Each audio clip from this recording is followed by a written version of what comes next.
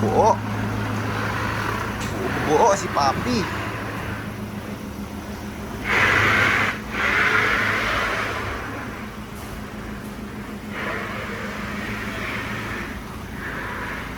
Grabe. Uy! Okay, may bago na naman tayong build. This Ford Ranger is the latest Ford Ranger. It's the next gen Ford Ranger Wildcat. Initially, yung owner nito, nagpa-set up nila to, yung mga suspension, gano'n. And then, finally na-decide niya kung ano yung brand na gusto niya. And he doesn't want yung brand na palaging nagkakaroon, nakikita natin sa streets. So initially, dapat ARB lahat, yung suspension niya is the BP51. And then eventually nakita niya, all of a sudden, lahat ng mga Rangers sa kotse, sa kalsada, naging naka-BP, naka-bumper na ARB, puro ARB. So sabi niya, ayoko naman na gano'n na everywhere I look, marami akong kaparehas. So, the owner decided to go full straight TJM. Ang natitira na lang ARB is the suspension kasi wala pa namang need to change, so, and it does the job. So, okay. Aesthetics. Sa aesthetics natin, we ended up with TJM Venturer. No? Venturer ba, no?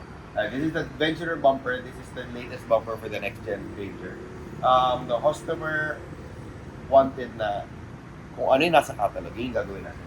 So right here, these are, ang usually nilalagay natin dito yung OEM fog lamps, nililipat lang natin. But this has provision for the TJM Seeker side shooters. So the owner wanted maglagay tayo ng dalawang side shooter each. Dalawang side shooter each yan. Okay. So medyo doon pa lang madiin na tayo, and the owner wanted to put on the loop kasi mas matapang na may loop. This is an optional accessory, dinadagdag na lang siya kung gusto mo matapang. And the owner also wanted a TJM light bar inside. So makita nyo na kung gaano ka decided yung owner to be a loyal TJM car. Anyway, itong bumper na to is featured with a lot of OEM adaptation. So this is the radar. Ito yung radar, no? Ang tawag dito yung Forward collision warning. forward collision warning. And then this is the camera.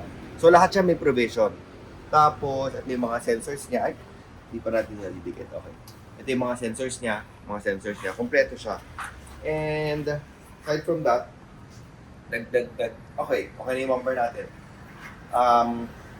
The accessories to put in the bumper, medyo madiin din. First off, yung winch natin. The winch is a TJM torque winch, 12,000. 12,000 pounds. 12,000 Port block. 12,000 pounds sa Black Series. Ito yung sobrang sa Black Series. It has a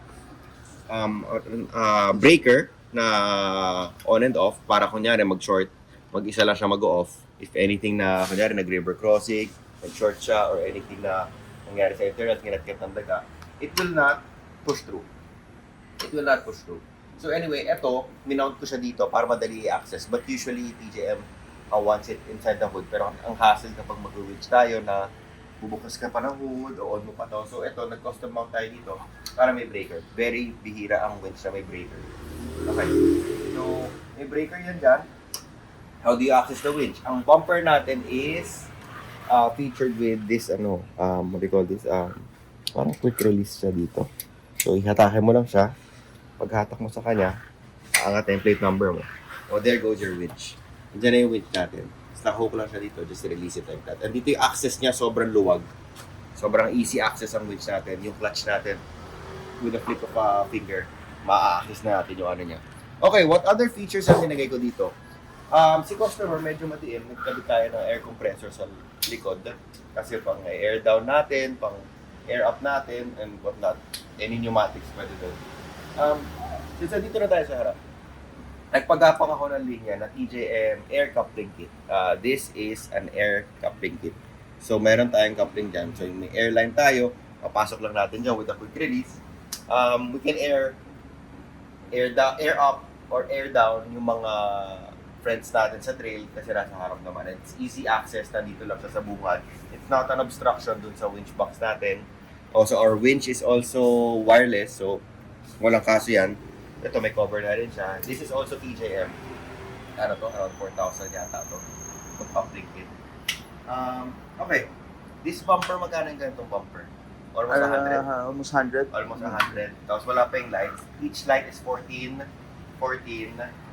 And I think another 15, 14. 15 for ganun din. So, bumper pa lang niya, ranging na to 150. Plus the winch, another 90 or 80 plus. So, 250. Yun. And then what we added also is this DJM Next Gen Snorkel. Snorkel is basic, alam na natin yan, marami tayong kinakapit ng snorkel, but the best one, the nicest snorkel in the market is still DJM. Walang bias. Okay. I'll show you one more accessory sa engine.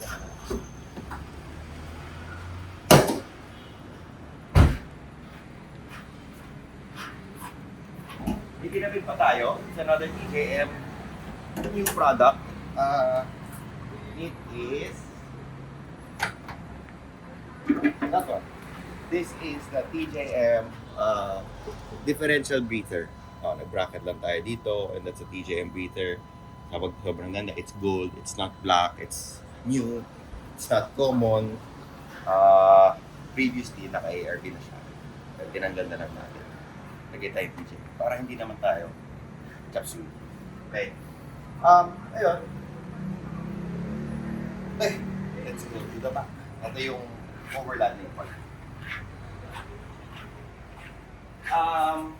Okay, dito muna tayo, sorry. Another TJM accessory he put is the TJM Rock Sliders. Sobrang ganda, di ba? May protection yan. It's not as simple as that and a metal plate. So that's a TJM Rock Slider. Does the job, di ba? Sa trail, importante yan pag yung mga bato-bato. Okay, side note, yung suspension and the magnet tires, I think si Atoy, si Ton ang gumawa. Pati yung bumper and yung side rail, they initially installed it. Kami na lang yung mga nag-accessorize, finely tune pa ng mga ano. Since this is a TJM hub, tayo nag-finely tune ng mga gawa nila. Okay. Sa overland natin, ganun pa rin yung setup ko. There's the rooftop net here. There the, yung mga static.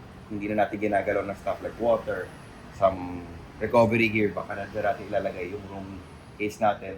Doon niya pinapalagay ng owner. He wants to see daw muna kung ganyan before he purchases it. Kaya hindi pa nakafix yung mga yan. So, pagdating ng owner dito, gusto niya makita kung paanong configuration. Tsaka natin i-fix yan. But those are really supposed to be there. Okay, sa roof rack, typical natin, front runner. Siyempre, quality.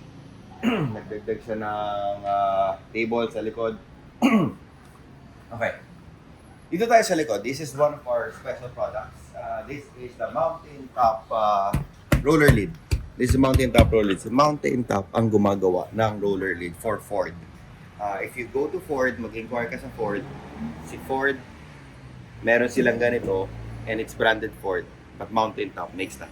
So, I think they're offering it 130. Sa atin, yes, it's just 80. So, okay, we know the OEM factory of the roller lid. Let's see how it operates. Ay, mamaya na to, may secret pala tayo dito.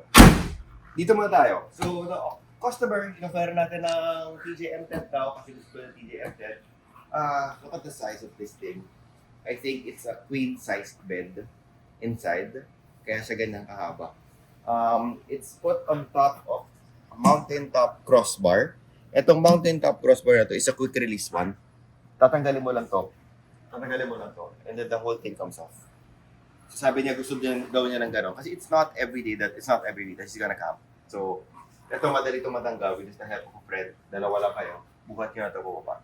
And may iwan mo na siya sa garage mo, stuff like that. Tapos magiging free pa yung top mo from any obstruction. Pwede kang magkarga ng kahit ano. So, it's very, very, what is it? Functional, optimal. Convenient. Yes, thank you for the word. It's very, very convenient. I mean, I cannot emphasize more on the convenience of this thing. Na kung gusto mo mag-camping, kakabit mo lang, bubuhati mo lang. Kung ayaw mo mag-camping, kung gusto mo hauler ka for the day, like may sofa kang bibilin or a ref kang bibilin, pwede mo siya tanggalin and matatali mo dito yung mga gamit mo. And we mounted it here para mas maganda. First, meron tayong slots dito. It's supposed to be mounted here. Pero parang alanganin kasi meron na siyang ganito. So sabi natin, mas maganda yata ako dito para may konting headroom space pa dito. Kasi kapag dito natin minount, sobrang baba siya kanina nung ginawa natin ganun. So we opted to mount it here. Sobrang ganda naman sa flash naman. So that's that. And that's very nice. Okay, this tent, bubuksan pa ba natin? Maybe if I have time, bubuksan natin. But this is the latest TJM soft shell tent. It's super nice. It's super large. I think kaya 3 to 4 packs dito. Medyo siksikan kung malamig kaya. Kung wala tayong pakilasing-lasingan na tayo pwede. Pero mukhang kasya ang 4 dito, siksikan, kaya naman. The inside of this thing has memory foam. So sobrang convenient niya sa loob. Convenient. Sobrang comfy niya sa loob. As in, parang yung tela ng memory foam pa niya is parang velvet or something na sobrang smooth sa skin. Tuwan-tuwa yung owner. Sabi ko sa owner, baka pwede natin palitan ng mas maiksi para mas masukat lang dito. Sabi niya, bihira lang doon siya mag-camp and it's not like it's really an eyesore. And the comfort of this thing is unparalleled to any of the roof tents that we've seen, that we've had. Yung comfort niya, ibang klase. Okay. So we're done with this setup, mountain top. I'll let you know how to operate this one. This mountain top is supposed to be 99% leak proof. Kailangan lang natin siya i-seal the second time around kasi first time we seal it, medyo basa pa i-seal, we cannot do a leak test. So after that dries up, we do a leak test and then we seal it again. Okay, what's the surprise underneath? Okay, sinabi ko kanina may compressor tayo. I didn't tell you saan nakamount. So, ito ka. 3, 2, 1. Tcharan! Ayan yung compressor. Okay, before that, this is how to operate your mountain top. Just pull this tab. And then push. Pull this tab and then push. Ando na siya. Very easy, very smooth. Wala tayong springs kasi yung springs yung pinakaunang nasisira when you have those roller lids. Alam natin yan kasi matagal na tayo nag-roller lids. We install China stuff, we install Thailand stuff. This is yung parang na-feel namin na ito, walang mechanism masyado. It's very basic. Ang dali i-repair, ang dali i-service, or walang i-maintain. So that's why we picked this Evo manual. That's what they call it. Okay. Can you see that compressor? Sobrang diin ng compressor. Compressor set pa lang. I think this compressor and this tank itself is around less than 70,000 plus the wiring. Plus this is also new. Itong TJM fascia kit. It includes the air line, the switch, and the pressure gauge.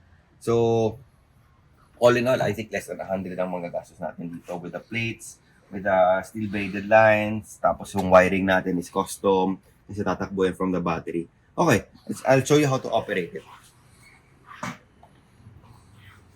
Start ko lang yung engine para mabilis siya kumarga. Then I'll turn on the lights. Ito pa, pakita mo yung ilaw. Yeah, ito na yung light. Look how nice it is. Tignan mo yung ano natin, yung ilaw. Oh! Diba? Sobrang diin. Walang halong biro. Seryoso lang yung build natin. Hindi po tayo puro pakit-kit lang. So when people come to us, they want something done na hindi puro pakyut. Kasi yung pagpapakyut, lahat ng shops ginagawa yun. Yung pagbobolton ng mga ARP, pagbobolton ng mga kung ano-ano mga accessory. Normal shops can do that. And people come to us for something special. Like this. It's not common. And it's the most convenient thing you'll ever need sa kotse mo when you're off-roading. Pag off-road natin, yun yung sobrang kailangan mag-air down, gano'n. And it's such a chore. Na may dala kang maliit na compressor, you have to hook it up to your battery. Isa-isa mong gagalawin yung gulong mo. Tapos sobrang tagal, each tire, it takes this much. Ang tagal niya. So this one is super convenient. On mo lang siya.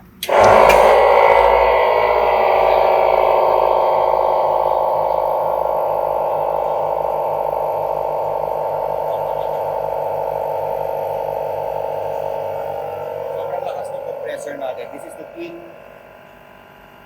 Pro series na twin. Tama. Do or do one, ano yung they call it. Parang 2 times siya ng power ng single natin. Yung single pa lang natin is malakas na. Ito dinoble nila. And then we added a tank. So, sobrang ganda nito. Tignan mo. At 120 PSI, filling up the 5-liter tank, matatapos na siya. Wala pang 1 minute. Wala pang 30 seconds, tapos na kagad niya mag-fill up ng 120 PSI. Okay. So, how do we air the tires? Buksan mo lang to. Plug this in. And then, nandito na yung airline mo. At you put yung panggulong mo. Ito, panggulong, di ba?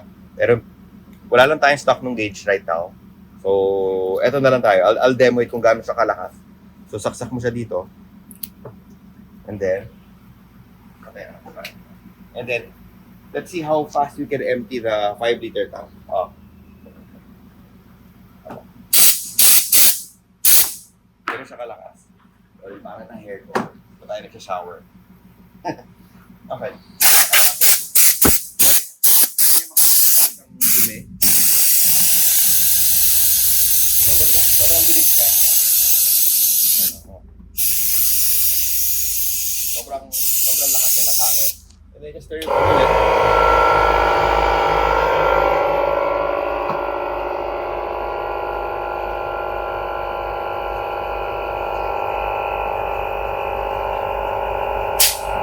Let's wait for it to fill up. I'll show you how to use the one in front. Fill up lang siya. Ito siya. Kung gusto natin mag-air sa harap, meron tayong fill upan. Tingnan mo lang ka. Ay, sorry. Ito lang siya. Ayan. And then, may hangin na rin siya. Sobrang lakas yung hangin niya. It's 120 PSI. Nalika mo.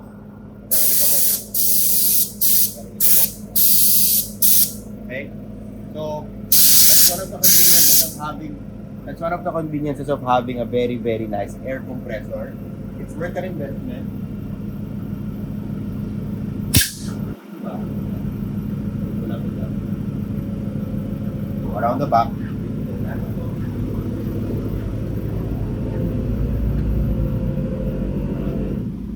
Go on the shot of siya pagdating niya ng 120 PSI. Ayun, so that's how you fix that thing. Focus mo lang kung gano'ng maganda yung gawa natin. Si Bay, naglagay tayo ng harang para yung pag na maglagay tayo mga maleta, mga bag. Hindi naman magasgas yung mga gamit natin. So this serves as the parang barrier na. Una gusto ko lagyan ng bahay. Kasi sayang naman yung itsura niya. I wanna show how raw it is. So harang na lang linagay ko. Tubes na lang. Had it painted para ano. Tapos mounted siya dito sa mga stock mounting niya. Wala tayong dinagdag. Yung kung saan nakalagay yung mga hook, doon natin siya minount. So, yun, wala tayong butas na ginawa. Very nice, di ba? Okay, may nagpadagdag na lang yung owner ng bed lights. Yung bed lights, those are mounted here. Ay, those are ano dito, dito yan nakatap sa aux beam niya. Aux beam is like a switch panel. May fuse box na rin siya, kompleto na rin siya. You can also do this one. Ayun. Yes, a water port. Gusto natin hanginan yung water port. Lagyan lang natin dito. Lagyan may magkaka-pressure na ulit si water port. Ito yung banyo niya. Yung banyo niya naka-quick release din. The room box is there. Gusto niya nakaganyan daw yung room box. He wants to see kapag ito nakabukas. Kung pwede daw kasi makakuha ng gamit sa room box niya. So that's why he wants to see there. So later on, pagdating ng owner, testingin na lang natin. Kaya nga, nakaabot. I think yesterday nag-mock up kami, nakakaabot ka naman ng gamit sa room box. So, ayun. UVP. Papakita ko sa inyo yung napakaganda natin UVP.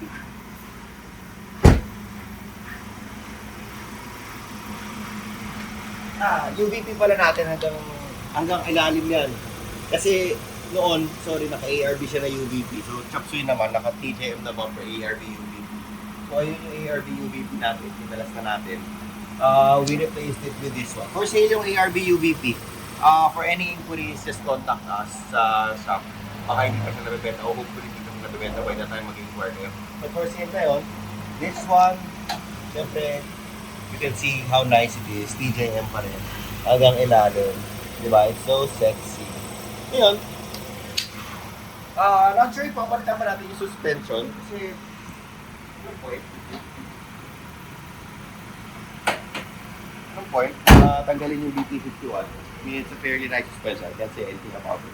Pero, kung brand conscious ko na rin. If anyone wants to buy the BP51, offer lang kayo kay sir or message us in the page para palitan natin ang proper TJM suspension. What else? Yeah. Front runner. Super nice. Meron din naman tayo nito. I think this, I don't know kung sino nag-install na to kasi ito hindi pa. Ayun. Ito pala, special to. So, nung nagtanggal tayo ng fashion bar, itanggal tayo ng fashion bar kasi nga, tatama itong tent. So, the Wild Track has a fashion bar connected dito. Ang problem, butas dito, parang may bituka. So, we thought of a way na parang, paano ba siya takpan? Gusto ko takpan siya fiberglass, gano'n. And then the owner said, hindi naman ako masyado matangkad. Baka pwede natin gawing tapakan. So then we decided na gawin siyang tapakan. We used tawag dito sa plate na to. Raptor paint. Raptor paint dun sa plate na yung gano'n, yung corrugated yun. Basta gano'n. Tapos pinagawa natin siya dito, yung natakpan natin para sealed din siya from any rain kasi dapat ang mountain top natin is 99% leak-proof. So sinil natin siya all the way inside, outside, nakabolt siya. So you can use it as tapakan in any case may kukunin ka. O di ba? Very convenient. O. Dito na ako sa roof ngayon. Dito na ako dito. O. Di ba? Upo tayo dyan. Di ba? Yung camping gear. And I can configure the table. Nandito yung table. Dito yung table niya. So, madali ko makakapa ko dito. Up sa baba. So, may stepper tayo dito. So, can nag-destroy the paint here. And next thing is the down here. Meron din dito. Diba? Saka tayo nag-work climbing. Yun lang. Yan. Sa end of the video, medyo matagal din yung video natin. But, kasi, sobrang tiin ng customer. Sobrang accessories na gusto niya is very well thought. Hindi basta bolt-on. Kasi kung bolt-on, di sana kung saan na lang siya nagpagawa. We try to be, different from the day-to-day builds. We try to make it look like you're the only one having it. We don't try to replicate builds all the time. We try to think as much as we can kung paano maiba ang build natin. At the same time, make it as functional as it is for the owner. So that's it. I'll see you on the next vlog. Sana makasama natin siya mag-camping para magkulitan tayo. Shout out to Mr. Parker Choi, ha? Mag-aya ka. Mr. House of Goki. Ayun. See you.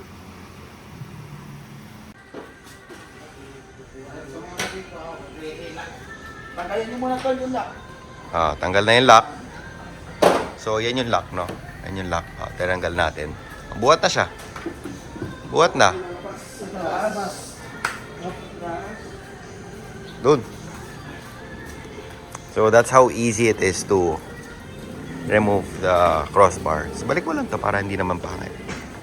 Ayan, yun naman siya. Lockable naman siya eh. So, hindi siya mananakaw.